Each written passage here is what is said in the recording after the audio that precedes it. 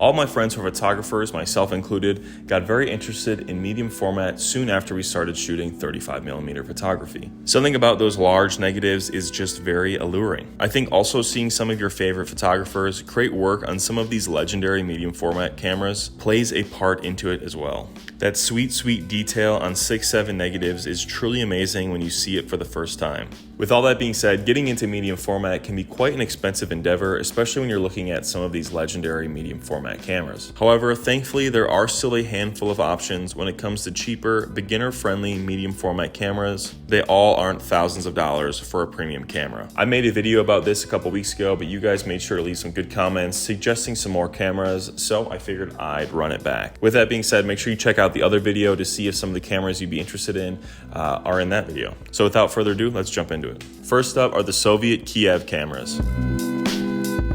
While there are a good amount of these, specifically, we're going to talk about a Kiev 60. My good friend Parker has owned this camera for years, and I've known others with 6Cs and other Kievs. While they're great budget-friendly cameras, they don't come without problems. Due to their time and place of manufacturing, many can have some quirky mechanical issues that you just have to work around. I know Parker's would sometimes just refuse to shoot, and he would have to just finesse around with the buttons or film until at some point it just unlocked for him. The Kiev 60 is a SLR style Soviet ripoff of a Pentacon 6, which we'll talk about later, and has a good amount of lenses at its availability. One thing I will say, despite the camera being quirky and having interesting locations for manual settings, the shutter slap is crazy loud on this. Definitely not a discreet, low-key stealth camera by any means. But again, this is medium format. Additionally, it is a pretty big, slow camera, but as are most budget-friendly medium format options, to be fair.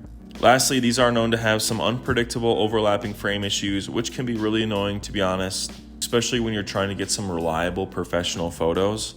But hence why this is a budget camera. The Kiev 60 comes in at under $200, but other Kiev models can be found for a bit cheaper, albeit you'll have to do a bit more research and digging to find them and see how reliable those are as well.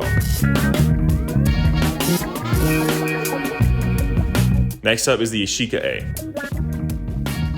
The Yashica A is a Japanese-made twin-lens reflex camera manufactured between 1956 and 1960. When it was first released, it was marketed as the lowest tier model in a line of 3 budget-friendly TLRs priced at $29.95. Ads in Photography magazine asked, "When, if ever, have you seen a camera value like Yashica?" That sentiment is still relatively true today, coming in at under $100 for a pretty solid twin-lens reflex camera. It's a 6x6 camera that only has 4 shutter speeds and has an 80mm f3.5 lens. While this may seem like a lack of control, I can see the appeal for ease of use for beginners when learning, not being bogged down with too much control. That being said, majority of shooters that use these, to my knowledge, use them with a tripod because of how slow the camera is. Because of this, you'll likely need a shutter release cable as well, so keep that in mind. That being said, despite some of the gripes, for a really cheap price, you can get a quality camera with a tremendously sharp lens. Because of this, I think it's a great camera to dive into when starting off medium format.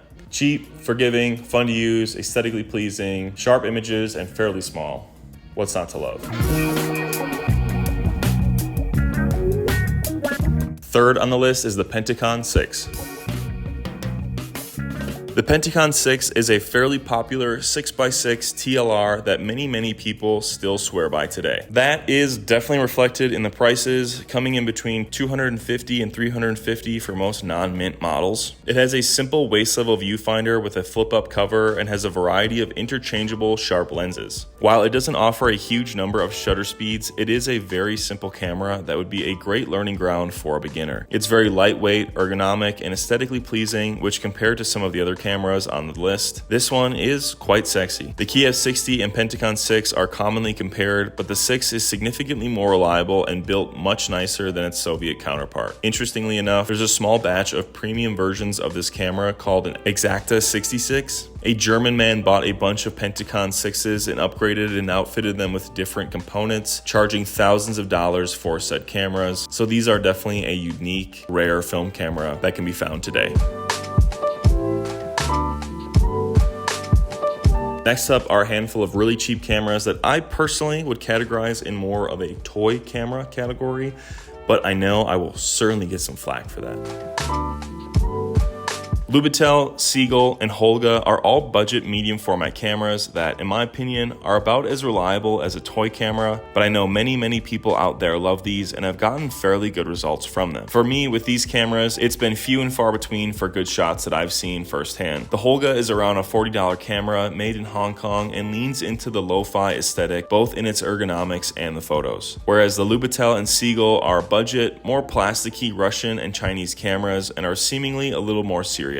Not nearly as cheap of a lens, a more robust metal body than the Holga, at least on the Seagull, etc, etc. Both the Lubitel 144B and a variety of different Seagull cameras can be found for under $100, which is obviously super budget friendly for medium format cameras. That being said, if I had to choose one to try to make some more serious photos with, the Seagull would probably be my choice. It looks much more legit compared to the others, and looks honestly pretty decent for what it is. Next on the list is the Super Fuji 6 folding cameras. This camera is a medium format 6x6 folding camera that was made by Fuji in Japan starting in 1955. It's considered to be one of the most and more premium folding medium format cameras ever made, especially at that time in the 50s. It has a 75mm f3.5 lens and can shoot up to 1/500th of a second, which is pretty fast. I've also read and heard quite extensively how the rangefinder patch on this camera is very bright and easy to use, which as a Mamiya 7 user is a really nice thing to have. If you can get past some of the obtuse learning curve from folding cameras, this would be an amazing and still affordable camera to begin your medium format journey on. Next up are the Ricohflex Dia cameras. These cameras could be comparable to a more budget-friendly early Rolleicord or Yashica. Older models shoot a max of 1/300th of a second, where newer ones get 1/500th of a second. Again, it's a quality TLR camera, so just know what you're getting into with the ergonomics of it. Otherwise, I don't think you can go wrong with one. I believe these came with different lenses, but the one I'm thinking of is an 80mm f3.5 with a solid lens for a 6x6 camera. These usually can be found around $100 as well, which is obviously a great price for jumping into medium format. And last but certainly not least is the Koni-Omega cameras. These are a family of 6x7 rangefinders that are unlike most anything else out there. You could imagine them as a poor man's Mamiya 7, but operate much more similarly to a Pentax 6.7. They definitely have quite a distinct look to them, unlike most other cameras I've ever seen. Additionally, you advance the film with a squirt gun or shotgun-like pump, which is definitely quirky and interesting. With a top speed of 1/500th of a second and interchangeable lenses, this gives the shooter flexibility to shoot just about any subject matter in any condition or location. Despite this, they're all still very slowed down cameras, many users comparing it more so to a 4x5 experience than a medium format one, so keep that in mind. Additionally, they only come in at around $200 or less, which is a really nice price point for a beginner. For that price, you're getting a fast working camera, accurate rangefinder, unique workflow, and really sharp choice of lenses, which is a great deal. Otherwise, that's the majority of the cameras that I have for this one, guys. Let me know down in the comments if there's cameras that I missed. I think in 2024, it's getting increasingly harder to find a reliable, quality camera. Obviously, I know that there's tons of older film cameras out there, but when I'm making these lists, I want to try to have a camera that people have shot before. There's resources to either repair or find education online about. So when you purchase said camera, you're not going into the dark and having no idea how to shoot it. With that being said, I've made a couple other videos like these in previous years, so if you want to check out more cameras, make sure to check those videos out as well. Otherwise, that'll do it for this one, guys. Thank you so much for watching. Until the next one, stay safe, stay shooting. Adios.